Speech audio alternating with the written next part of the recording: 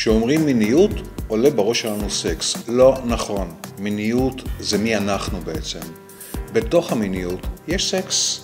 הסקס מוביל למיניות. זה קצת מורכב נשמע, נכון? אז זהו, שזה לא. אנחנו צריכים להיות חופשיים, מאושרים, ואז טוב לנו. אבל אנחנו בדרך כלל עומדים מול אדם אחר.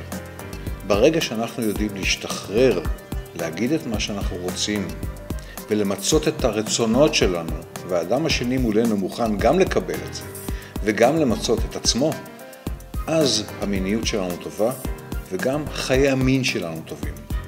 לאהוב את הגוף שלנו זה לא פשוט. לאהוב את הגוף שלנו יושב בתוכו כל מיני חסמים מהעבר, שהיינו ילדים בבית ספר, ואמרו לנו ככה, וחשבנו ככה, והרגשנו ככה. כן, הכל נכון, אבל זה היה פעם.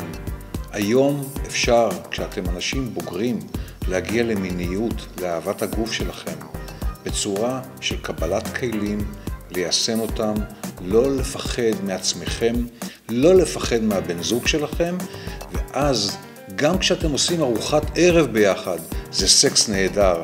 לא צריכים להיכנס למיטה עם חדירה בשביל להרגיש סקס נהדר. זה רק עניין של כמה אנחנו יודעים, אחד, לאהוב את עצמנו, ולעשות דיאלוג עם הבן אדם השני בקשר לאהבות שלנו. התקשרו אליי, אתן לכם כלים איך עושים את זה.